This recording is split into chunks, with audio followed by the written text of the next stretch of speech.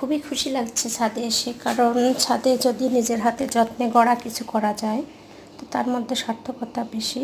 তো আমি একটা আপুরিয়াতে ভিডিওতে দেখছিলাম যে ছাদ বাগানে এভাবে কলমি শাক চাষ করা যায়। আসলে কলমি শাক বাজার থেকে এসে খেয়ে যে নিচে ডগা বা ওরা থাকে ওইটা যদি মাটিতে এভাবে পুঁতে দেওয়া যায় তাহলেই কিন্তু গাছটা হয়ে যায়। আমিও তাই করেছি, 3টা টবে এইভাবে গাছ লাগিয়েছিলাম। কতদিন হবে, 15-20 দিন অথবা পুরো 1 মাস পুরো হয়নি। এর মধ্যে দেখেন 3টা টবে এত সুন্দর পরিমাণ কি বলবো শাক হয়েছে। সেই শাকটাই আমি ভাবছিলাম আজকে তুলে রান্না করব, কারণ সবাই বাসায় ছিল ছুটির দিন।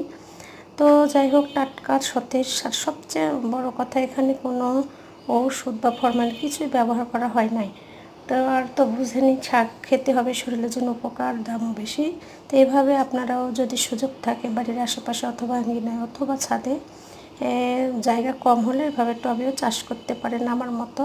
তো দেখেন কতগুলো আমি উঠিয়েছি। ভালো থাকবেন সবাই, সুস্থ থাকবেন। যারা এখনও ফলো দেননি তারা অবশ্যই ফলো দিয়ে পাশে থাকবেন।